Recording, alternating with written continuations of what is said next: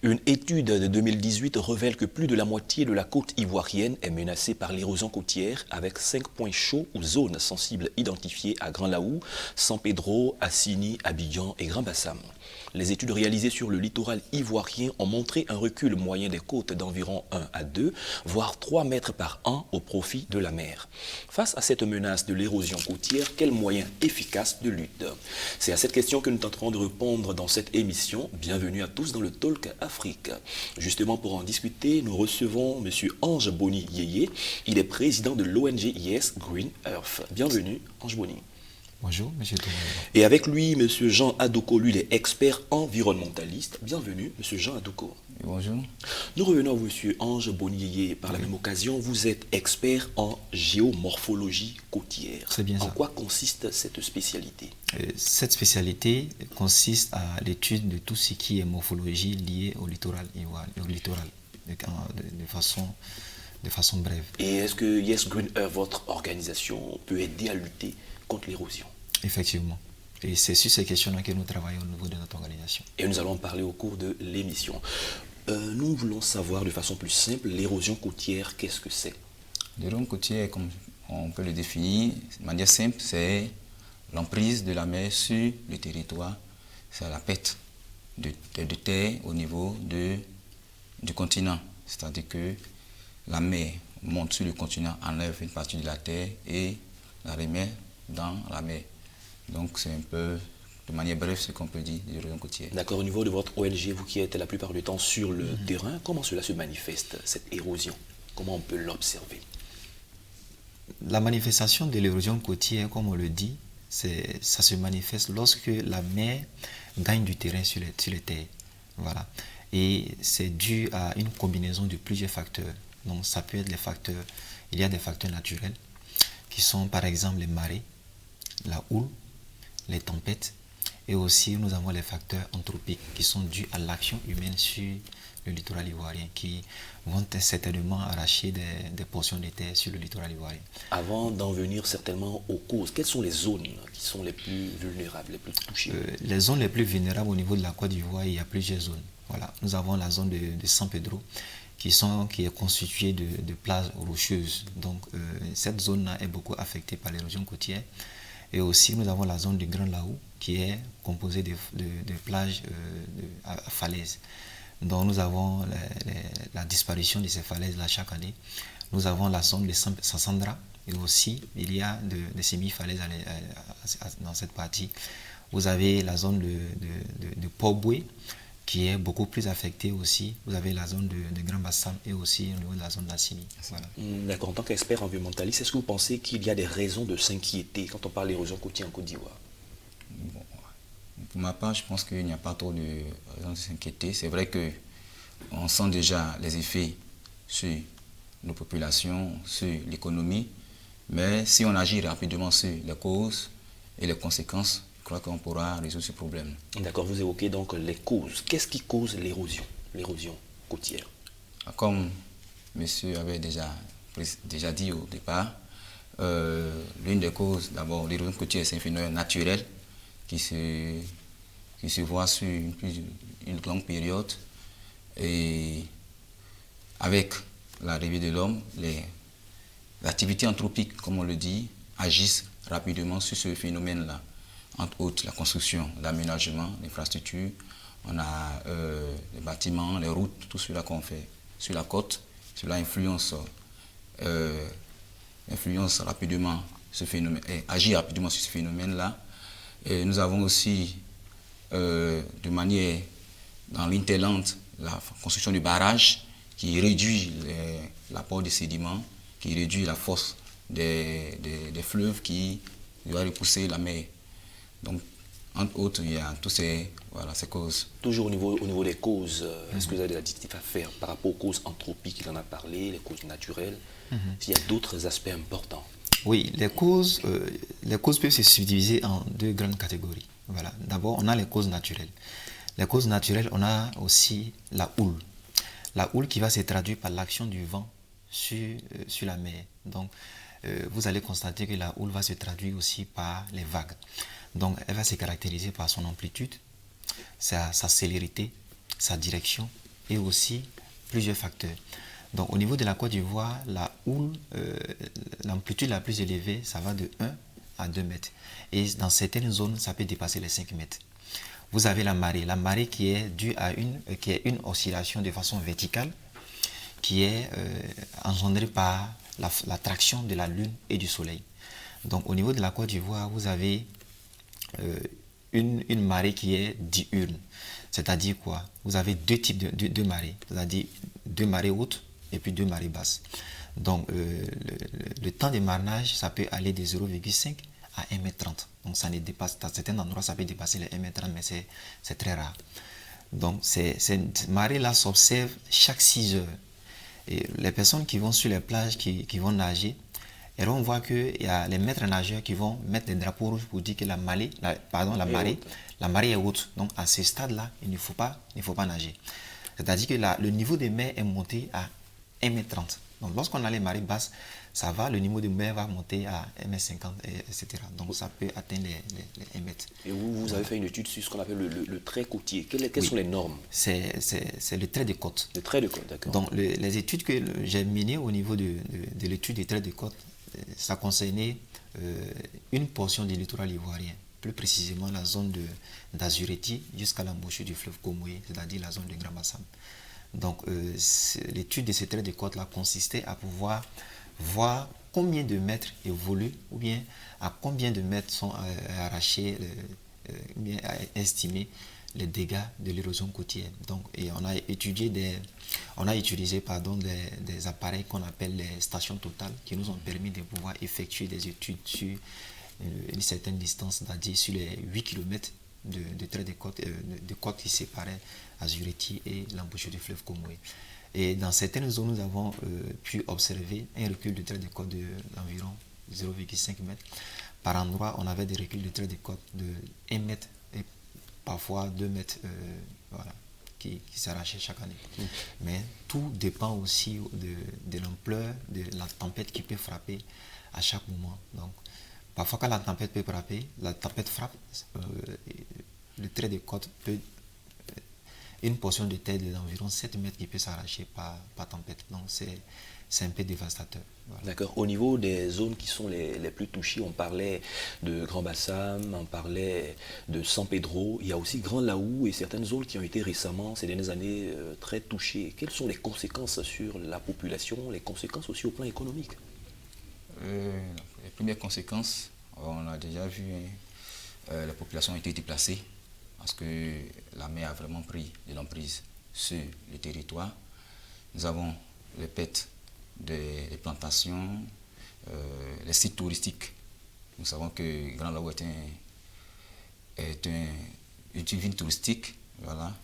Et nous avons aussi la perte des revenus de pêche, parce que nous avons la lagune qui est là, et l'intrusion de l'eau de mer dans la lagune a influencé sur les peuplements des poissons, même des crustacés qui sont dans ces eaux-là. Donc du coup, cela a influencé sur l'économie et aussi sur les populations qui sont déplacées à cause de ce qui n'arrivait plus d'abord à avoir des moyens de subsistance, mais aussi ils ont vu leur habitation détruite et tout ce qui était pour eux les sources de revenus perdus. D'accord. Sur le volet social, M. Ange Moniyeye, quand vos organisations non gouvernementales arrivent sur le terrain et constatent ce genre de situation, qu'est-ce que vous faites concrètement? Oui, ce que nous on fait concrètement, dans un premier temps, on parle de la sensibilisation. Il faut déjà sensibiliser la population sur la préservation des côtes. Dans un premier temps aussi, parce que vous avez tendance à voir les populations qui dégradent les mangroves, alors que les mangroves préservent les côtes, ou bien préservent les côtes de l'érosion côtière. Une côte où il y a beaucoup de mangroves, certainement que cette côte-là ne va pas être dégradée par l'érosion de la mer. Donc, dans un premier temps, c'est les sensibilisations que nous faisons. Aussi, au niveau des mangroves, pourquoi les populations dégradent ces mangroves-là? Oui, parce que les populations qui utilisent par exemple les bois de chauffe, n'arrivent pas à pouvoir, cette population peut ne pas avoir suffisamment de moyens pour s'acheter des bouteilles de gaz pour pouvoir alimenter ou bien passer à la cuisson de la nourriture. Donc lorsqu'il y a des mangroves qui sont là, les populations là, détruisent ces mangroves là pour pouvoir en faire des bois de chauffe. Et ce qui est vraiment dévastateur pour le littoral ivoirien. Voilà. D'accord, toujours au niveau économique, on sait par exemple qu'un tiers des habitants d'Afrique de l'Ouest vit sur le littoral, où la croissance démographique atteint 4% par an. Les zones côtières sont à l'origine de 56% du PIB de la région. Oui. Donc quand on regarde les conséquences sur le plan économique, au niveau de la Côte d'Ivoire par exemple. Sur le plan économique, au niveau de la Côte d'Ivoire, il faut dire que c'est vraiment alarmant parce que il y a des sites touristiques. Par exemple, la ville de Grand Bassam qui est en train d'être dégradée au fur et à mesure, sans structure de protection. Cette ville de Grand Bassam va perdre une grande partie. Ce qui revient à dire qu'il faut rapidement mener des actions de protection et de préservation de ces côtes-là. En quoi faisant? C'est-à-dire en installant des digues, par exemple, qui vont essayer de pouvoir protéger ces différentes côtes-là. Aujourd'hui, vous voyez que nous sommes en saison pluvieuse et au niveau de Grand Bassam, vous avez l'inondation qui a pris la majorité des maisons de Grand Bassam. Vous voyez que toute la grande partie de Grand Bassam a été inondée. Certainement, il y a l'embouchure qui est fermée depuis très longtemps. Donc, la fermeture de cette embouchure-là constitue des dégâts énormes au niveau de la ville de Grand Bassam. Donc, l'ouverture de l'embouchure permettrait de pouvoir ralentir un peu les effets de l'érosion côtière au niveau de la ville de Grand Bassam et aussi la perte des espaces hôteliers que vous voyez, sans faire de publicité, je ne vais pas citer le nom de certains hôtels. Vous voyez certains hôtels qui ont disparu, qui n'existent même plus, au niveau de Mondoukou, qui n'existent même plus. Donc, au niveau économique, il y a des pertes énormes qui sont enregistrées. D'accord, très bien. Toujours on va voir maintenant les actions efficaces de lutte. On sait par exemple que la Banque mondiale, en 2018, a financé à hauteur de 16,5 milliards de francs CFA un projet pour lutter contre l'érosion côtière en Côte d'Ivoire. En quoi a consisté vraiment ce projet, ou en quoi consiste ce projet, M. Jean Adoko? Ce projet, il est nommé d'abord WACA. C'est le projet d'investissement de résilience des zones côtières en Afrique de l'Ouest. Il concerne 5 pays, y compris la Côte d'Ivoire. Le projet pilote se déroule à Grand Laou. Ce projet consiste à proposer des solutions intégrantes pour pouvoir permettre aux populations de pouvoir résister plus ou moins au changement et à l'érosion côtière. Alors, nous savons que la Côte d'Ivoire perd chaque année une partie de son territoire. D'après une étude du BNet, une évaluation a été faite près de 2000 milliards de francs de pertes. On pourra avoir 2000 milliards de pertes suite au changement climatique, mais liées aussi à l'érosion côtière. Donc ce projet-là va permettre d'intégrer, comme je disais, les populations, mais aussi proposer des solutions liées à une résilience naturelle.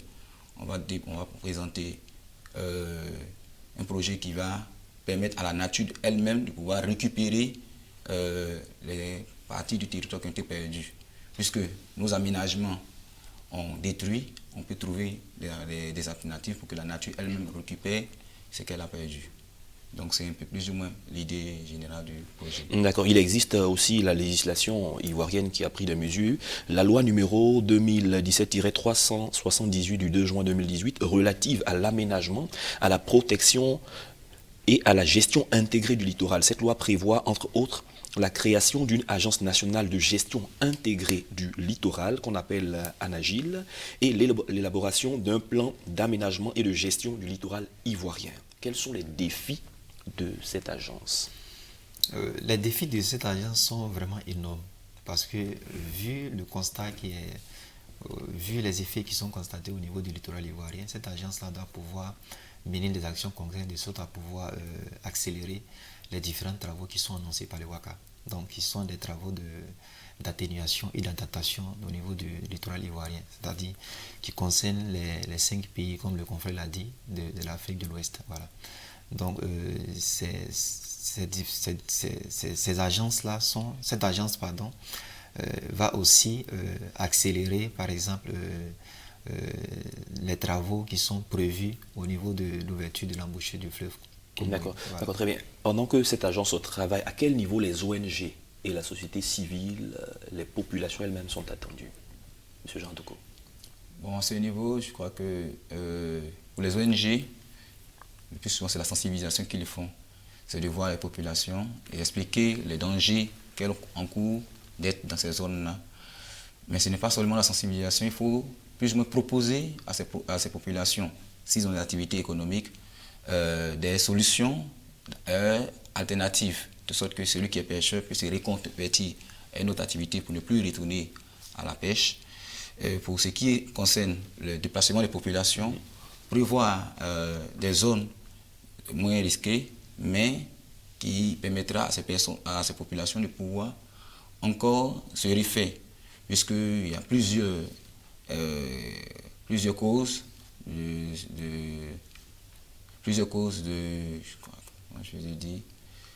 liées à ce que ces populations-là ont toujours envie de rester. Voilà. Ils sont attachés à leur terre, à leur culture, aux habitudes.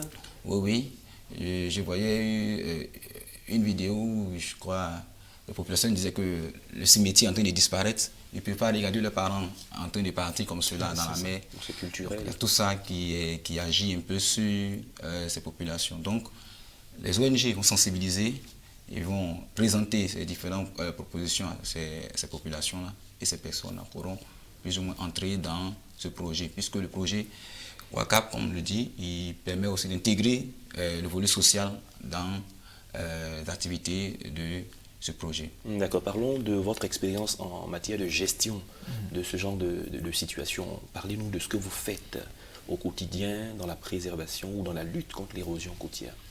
À Yes Green Earth, cette ONG. Oui, au niveau de Yes Green Earth, nos actions sont axées aussi au niveau de la sensibilisation. Donc, nous sensibilisons la population en ce qui concerne la protection des côtes par le planting des mangroves ou bien aussi la non-destruction des mangroves. Vous le faites à Grand Bassam seulement ou quelles sont vos zones? On le fait à Grand Bassam et on a prévu le faire au niveau de Jacquesville les mois à venir.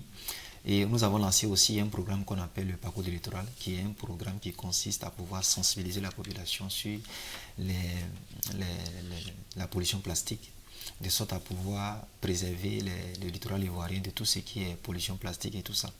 Et aussi, nous sensibilisons la population sur les pratiques illégales, par exemple l'extraction de sable sur les plages, par exemple, qui sont aussi des activités anthropiques qui pourraient aussi accélérer l'érosion côtière. Donc voici un peu, de façon brève et de façon résumée, les différentes actions que nous menons avec. Tout à l'heure, au niveau des solutions, vous parliez des digues et autres. Quels sont des moyens efficaces, puisque c'est le thème de cette émission, des moyens qui sont véritablement efficaces pour lutter contre l'érosion? Oui, les moyens efficaces pour lutter contre l'érosion côtière, il faut dire qu'il y en a plusieurs. Il y a une étude qui avait été menée par le professeur Abbé Jacques, qui est un professeur de l'université de Cocody, qui a mené une étude.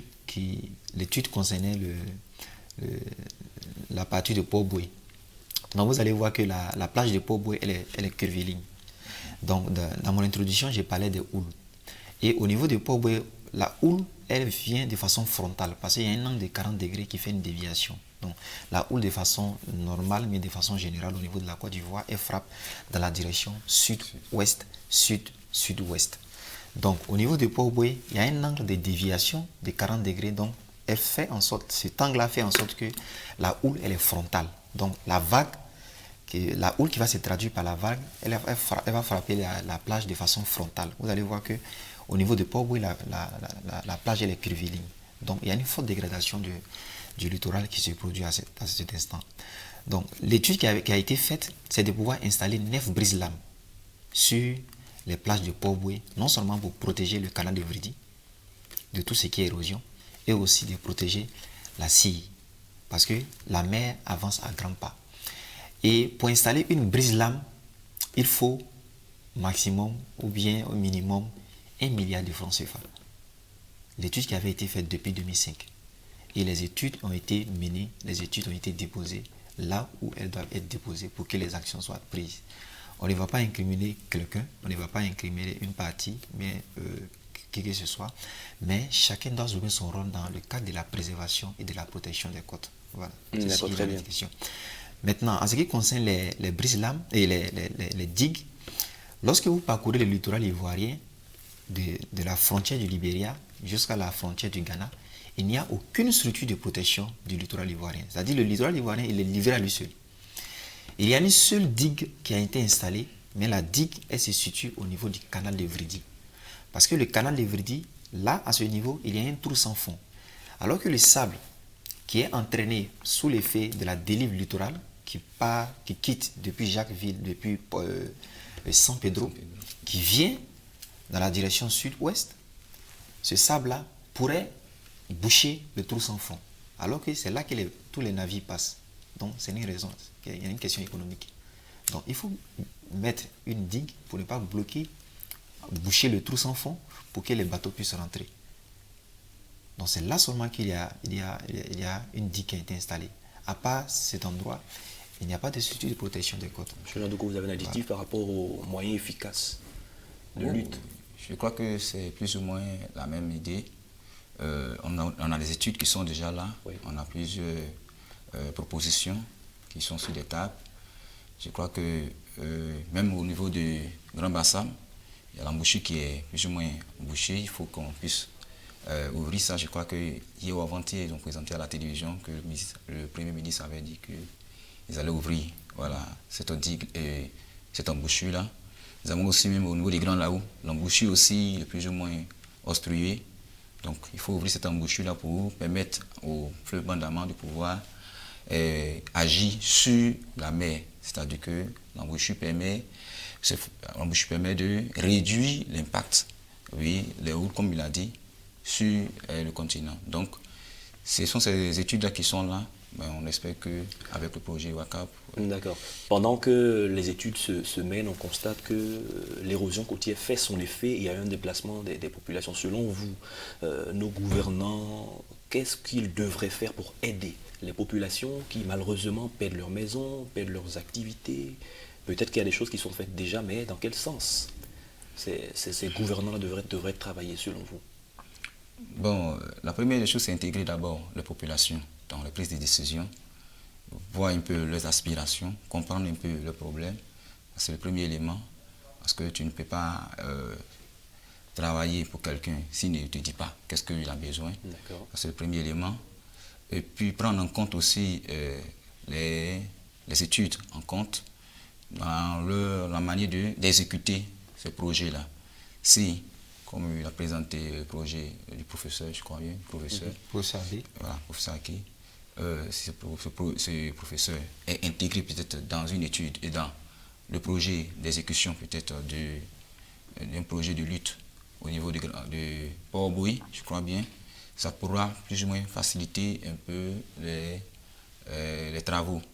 Voilà, donc, on se rend compte des fois que les ONG ont des actions, parfois déconcertées, et ne sont pas ensemble pour mener la lutte. Yes Green Earth, est-ce que vous avez des défis dans ce sens pour rejoindre ou faire appel aux autres structures qui luttent, qui ont le même cheval de bataille que vous, pour que la lutte soit efficace?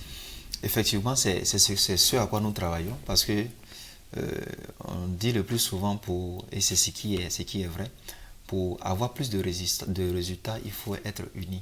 Voilà, c'est dans l'union qu'on peut atteindre les résultats. Et lorsque nous menons nos activités, on essaie tant bien que mal de pouvoir associer un ensemble d'ONG aux différentes causes pour lesquelles nous existons. Voilà. D'accord, pour les prochaines années, quelles sont vos actions que vous entendez mener? Yes Green Earth, les actions en termes de sensibilisation, d'activité, toujours dans le sens de la lutte. Dans le sens de la lutte, on a, comme je l'ai dit tantôt, on a l'activité du parcours du littoral qui est beaucoup axée sur les questions de lutte contre l'érosion côtière. Donc ces différentes actions, cette activité va s'étendre dans toutes les villes balnéaires de la Côte d'Ivoire. C'est-à-dire, on a fait le lancement au niveau de Grand Bassam, où nous avons associé une grande partie des ONG déjà qui existaient dans la ville de Grand Bassam, de sorte à pouvoir les impliquer. Parce que, dans un premier temps, si vous menez des activités que vous n'impliquez pas les ONG ou bien la population locale ne va pas se sentir concernée par le projet que vous menez. Donc, nous, ce que nous faisons, c'est de pouvoir intégrer ou bien impliquer les différentes ONG, c'est-à-dire locales, au niveau des différentes activités que nous menons. Et, D'accord. Je crois que ces différentes activités-là se déroulent correctement. D'accord, très bien. Ça sera certainement la dernière question ou l'une des dernières questions. Quel est le message qu'on donne aux ONG, enfin qu'on donne aux populations dans le sens de la lutte contre l'érosion côtière? Parce que on a l'impression des fois que tout le monde n'a pas la même mesure, la pleine mesure des choses.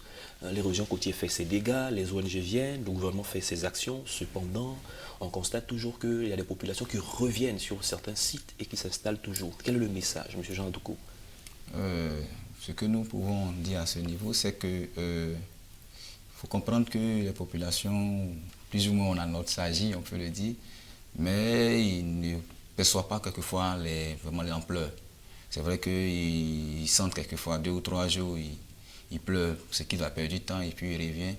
Seulement c'est de faire comprendre que à ces populations n'avons que l'érosion côtière est réelle. Réel, d'accord. Donc ce sera dangereux de rester toujours encore dans ces zones-là. C'est aussi permettre à l'État de proposer à ces personnes. En réalité, quand il n'y a pas de proposition pour quelqu'un qui sait qu'il a déjà tout perdu, il va revenir là où il est quitté. De sorte qu'il soit toujours encore dans les mêmes situations. D'accord. S'il y a des propositions au niveau des populations qui sentent que s'il y a une telle situation, il peut être pris en charge, il peut être délocalisé, puis récupérer son activité économique, il se dit que si je me déplace, sûrement, dans l'avenir, je pourrais vraiment me stabiliser. Très bien. Merci, Monsieur Jean Adoukou. C'est sur ces mots que nous allons refermer les pages de cette émission. Je rappelle que vous êtes expert environnementaliste et nous étions également en compagnie de Monsieur Ange Boniyeye. Il est le président de l'ONG Yes Green Earth. Par la même occasion, il est expert en géomorphologie côtière. Avec eux, nous avons parlé de l'érosion côtière.